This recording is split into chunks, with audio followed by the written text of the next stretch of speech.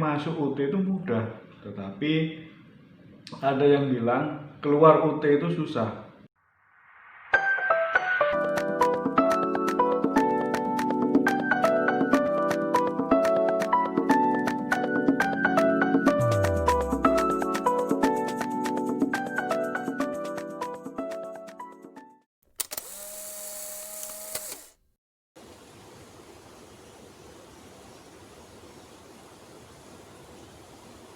Tujuan hukum pidana. Kita akan bahas lanjutan dari sesi pertama tadi, pengantar hukum pidana. Tujuan hukum pidana menurut Sudarto.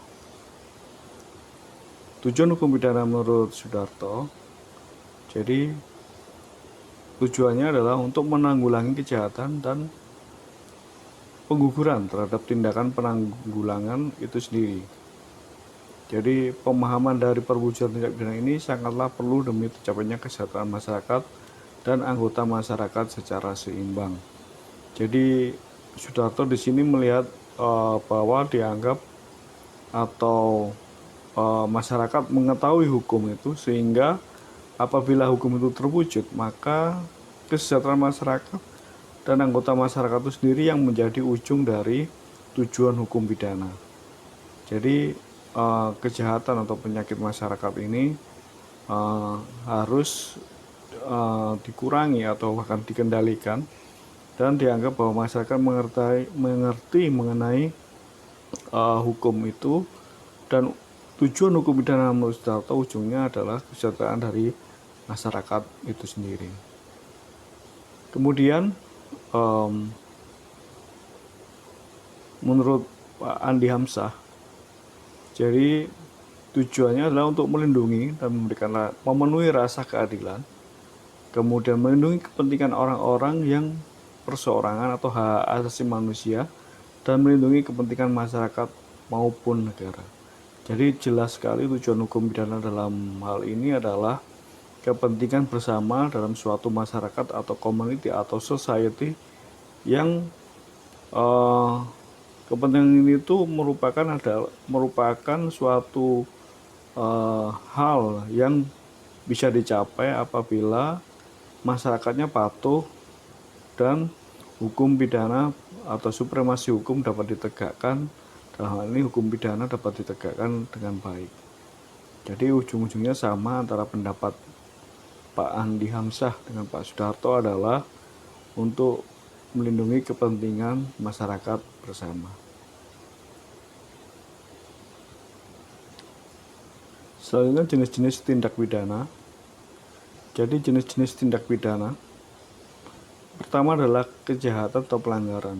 Tentunya dalam hal ini di kitab Undang-Undang Hukum Pidana dibedakan antara kejahatan dan pelanggaran. Selanjutnya ada beberapa istilah yang menyatakan bahwa sesuatu itu dinyatakan sebagai kejahatan atau sesuatu dinyatakan sebagai pelanggaran. Itu di kitab Undang-Undang Hukum Pidana disebutkan dan dipisahkan mengenai pasal-pasal yang mengatur mengenai suatu kejahatan dan pelanggaran. Jenis tindak pidana yang kedua adalah kesengajaan dan kealpaan. Ya, di situ ada istilah teman-teman nanti kalau belajar di hukum pidana ada istilah-istilah bahasa asing lainnya yang mengatur mengenai jenis-jenis tindak pidana ini. Kemudian diatur juga perbuatan yang melanggar undang-undang. Kemudian delik formil menitikberatkan pada perbuatan, dan delik tunggal hanya dilakukan sekali dalam suatu perbuatan. Jadi beberapa hal mengenai istilah delik itu juga akan dibahas lebih lanjut dalam materi kuliah hukum pidana. Dan selanjutnya adalah delik biasa. Penonton biasa dilakukan tanpa adanya aduan. Nah, delik biasa ini bisa saya contohkan mungkin yang secara ekstrim misalnya adalah suatu tindakan kejahatan pembunuhan. Jadi dalam suatu kejahatan pembunuhan itu tidak perlu diadakan delik aduan oleh korban, keluarga korban, ataupun misalnya juga tindak pidana pemerkosaan. Itu kan ada campuran, kalau pemerkosaan ada delik aduan juga ya. Tapi kalau misalnya pembunuhan itu tidak pakai uh, uh, adanya aduan, jadi penyidik dalam hal ini polisi bisa melakukan suatu penyidikan untuk menindak atau mencari oknum yang melakukan pelanggaran tindak pidana tersebut.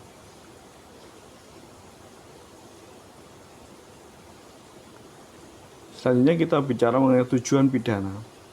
Jadi tujuan pidana yang pertama adalah pembalasan. Dalam hal ini seseorang yang dianggap melanggar pidana atau melakukan suatu pidana itu harus mendapatkan pembalasan agar dia juga merasakan bahwa tindakannya tersebut tidak baik dan merugikan seseorang atau individu lainnya atau bahkan masyarakat. Dan kemudian tujuan pidana itu juga merupakan bentuk suatu pencegahan. Jadi apabila suatu hal diatur dalam hukum pidana, hendaknya kamu jangan melakukan pembunuhan, jangan melakukan pencurian.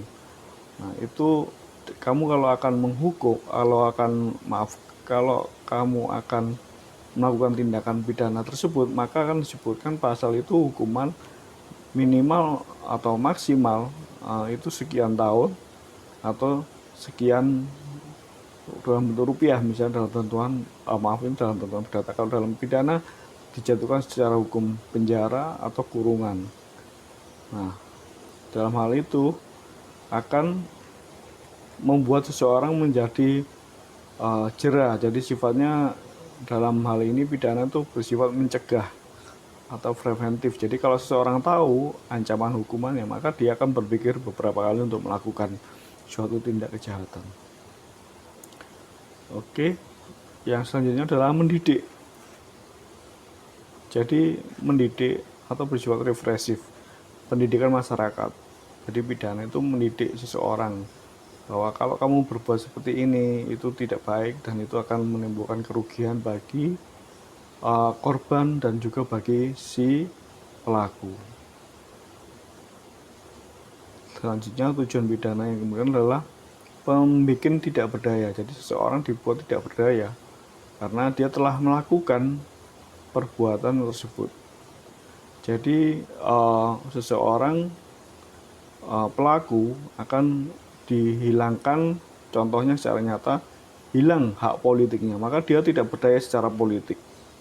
Nah, apabila dia ada satu kasus misalnya tindak pidana korupsi, dia dijatuhi hukuman pidana, maka dia tidak berdaya secara politik karena hak politiknya dihapus atau dicabut sementara atau bahkan seterusnya sesuai dengan undang-undang kita.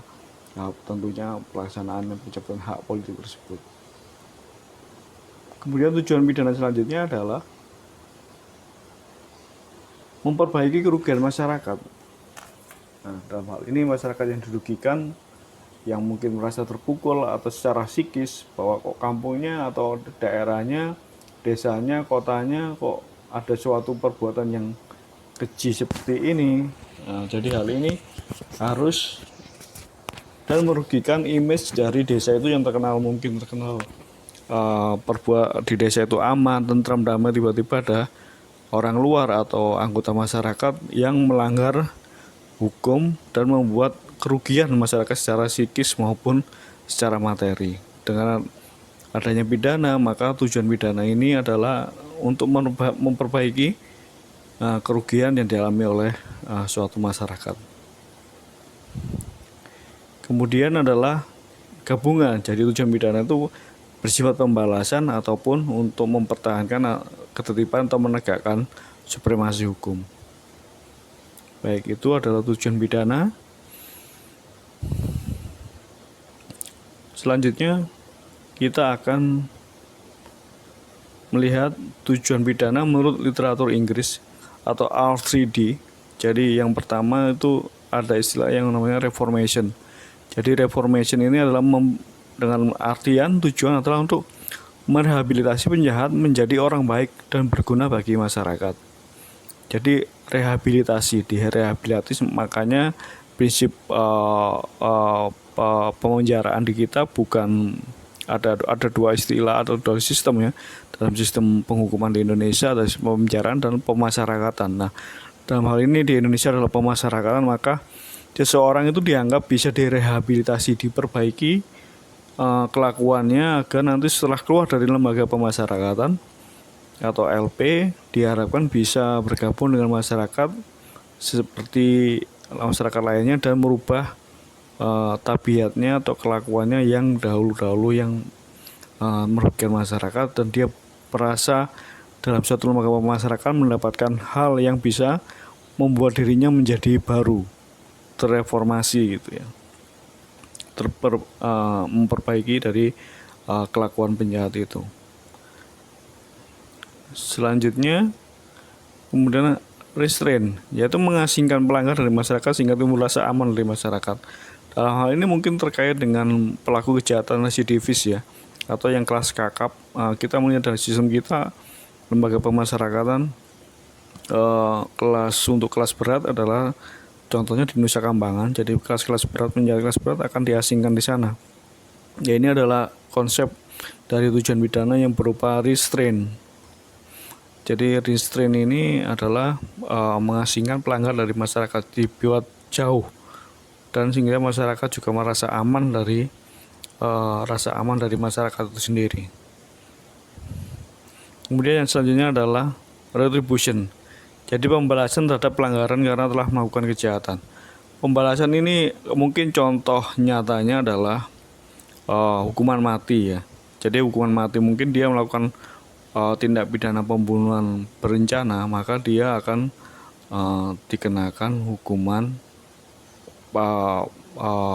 tuntutannya adalah hukuman mati, atau dia adalah pedagang narkoba kelas berat, kelas kakap, yang secara persistem peradilan hakim memutuskan tidak mungkin dilakukan reformasi atau pengasingan lagi, karena mungkin sudah kelas kakap dan harus dibalaskan kegiatan kejahatannya ini yang sangat merugikan masyarakat secara regional bahkan nasional ataupun dunia, maka dia bisa saja mendapatkan sanksi hukuman mati yang merupakan tujuan pidana berupa retribution ini, jatuh pembalasan. Yang selanjutnya adalah deterrence. Deterrence adalah menjera atau mencegah sehingga baik terdakwa sebagai individu maupun orang lain yang berpotensi menjadi penjahat akan jera, takut untuk melakukan suatu kejahatan melihat pidana dijatuhkan kepada terdakwa. Jadi tujuan pidana itu sendiri sama dengan tujuan yang sebelumnya. Dalam konsep literatur Inggris juga mengenal deterrence atau menjera ini. Jadi menjera adalah membuat seseorang berpikir 2 kali, 3 kali, bahkan setelah berpikir diharapkan dia tidak akan melakukan tindakan pidana atau tindakan yang melawan hukum tersebut. Baik, itu konsep dari English R3D dari tujuan pidana. Baik, kita sudah di ujung pembahasan kita. Apa yang telah kita sampaikan dan teman-teman semua, sekian untuk pemaparan kita di pengantar hukum pidana.